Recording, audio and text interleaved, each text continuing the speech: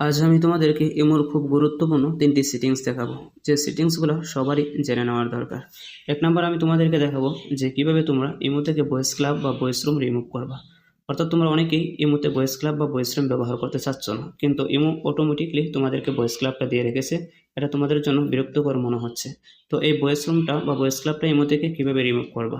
2 নম্বর আমি তোমাদেরকে দেখাবো যে কিভাবে ইমোতে কলার টিউন অ্যাড করবা।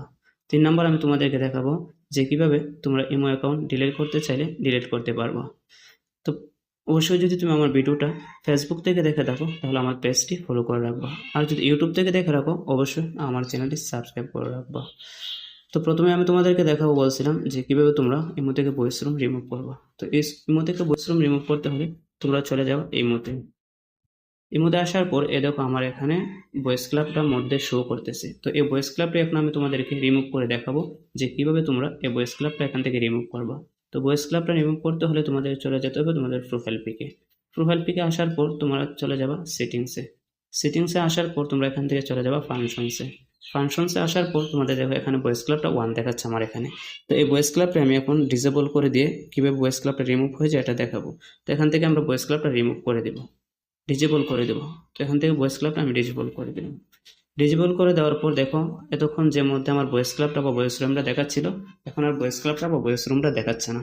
তো তোমরাও এরকমভাবে ভয়েস ক্লাব বা ভয়েস রুম ইমো থেকে রিমুভ করতে পারবা। তো 2 নম্বর আমি তোমাদেরকে দেখাবো বলছিলাম যে কিভাবে তোমরা ইমোতে কলার টিউন অ্যাড করবা। ইমোতে কলার টিউন অ্যাড করার জন্য তোমরা চলে যাবে আবারও প্রোফাইল পিকে। প্রোফাইল পিকে ক্লিক করার পর তোমরা আবার চলে যাবা সেটিংসে। সেটিংসে আসার পর তোমরা আবারও চলে যাবা ফাংশনসে। ফাংশনসে আসার পর তোমরা দেখো নিচে কলার টিউন দেখাচ্ছে। তো এই কলার টিউনের মধ্যে ক্লিক করবা। কলার টিউনের মাঝে ক্লিক করার পর এখান থেকে যে কোনো একটা কলার টিউন, অসংখ্য কলার টিউন আছে, যে কোনো একটা কলার টিউন তোমরা বাছাই করে নিতে পারবে। অর্থাৎ তোমাদের যার যে কলার টিউনটা ভালো লাগে সে সেই কলার টিউনটাই বাছাই করে নিতে পারো। Diana, you light up the darkest skies, make a smile shine and sing. मोहल्लों से भी तो की रुख ना बदले, हिम्मतों तेरे संग तो डगले रास्ता बदले, जो नगले लिखे अनन्य सफरों।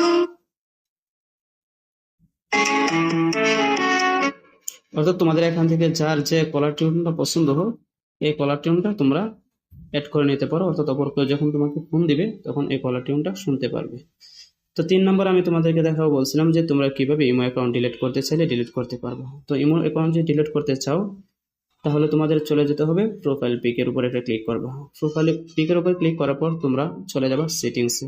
সেটিংসে আসার পর তোমরা চলে যাবা অ্যাকাউন্ট অ্যান্ড সিকিউরিটির মাঝে।